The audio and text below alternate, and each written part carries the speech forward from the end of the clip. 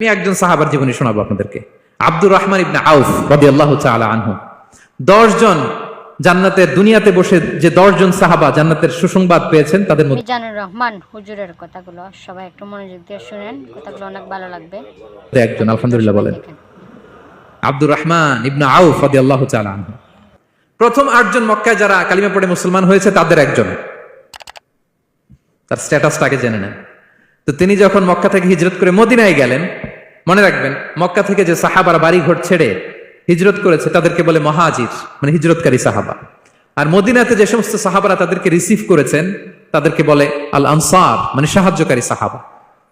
তো যারাই হিজরত করে মক্কা থেকে মদিনায় যেত, বিষ্ণু ইসলাম মদিনার কোন সাহাবীর সাথে তার ভাই পাতিয়ে দিতেন, আল মুআখাত, ব্রাদারহুড করে দিতেন, দায়িত্ব দিতেন যে তুমি এই সাহাবীকে দেখবে।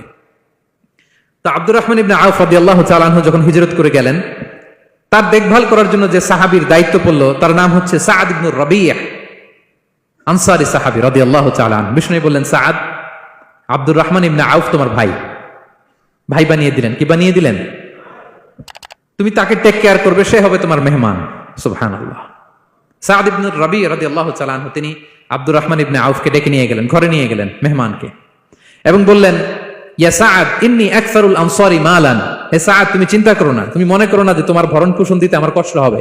আমি মদিনার সবচাইতে বড় বিজনেস ম্যাগনেট, সবচাইতে বড় বিজনেস ম্যাগনেট আমি। No tension, don't worry about it. Tension নিও না, আসো, তোমার জন্য আমার কি প্রপোজাল শোনো। ফাআকসিমু লাকা নিসফা মালি, আমার যত সম্পদ আছে আমি অর্ধেক তোমারে দিয়ে দিব। সুবহানাল্লাহ। এত আসতে আপনার বাড়িতে কেউ মেহমান হলে করতে পারবেন এরকম? আল্লাহ, কেমন প্রেরণার বাতিঘর তারা।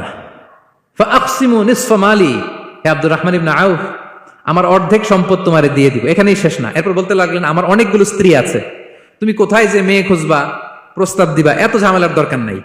আমার কোন স্ত্রীকে তোমার ভালো লাগে বলো, তার যদি তোমাকে ভালো লাগে তাহলে প্রয়োজনে তাকে আমি ডিভোর্স দিয়ে দিব, তাকে নিয়ে তুমি সুখের সংসার করবা।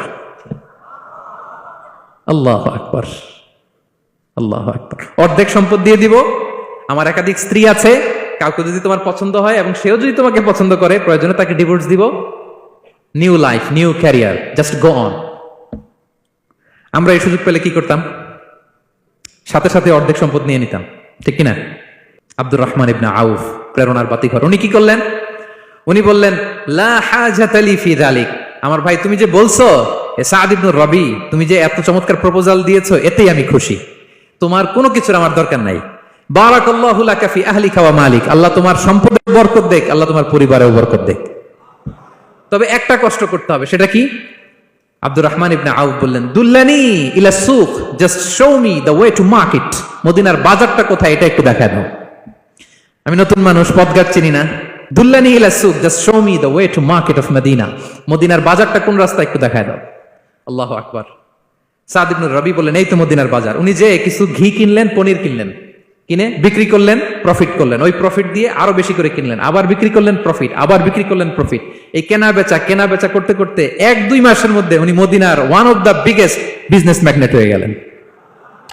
আল্লাহু আকবার। কি হাড় ভাঙা পরিশ্রমী না তারা করেছেন। একেবারে রেডি ক্যারিয়ার ছিল, গেলাম সবচেয়ে বড় বিজনেসম্যানের অর্ধেক সম্পত্তি পেয়ে গেলাম। He didn't accept the ready career, rather he made his own path with his own endeavor.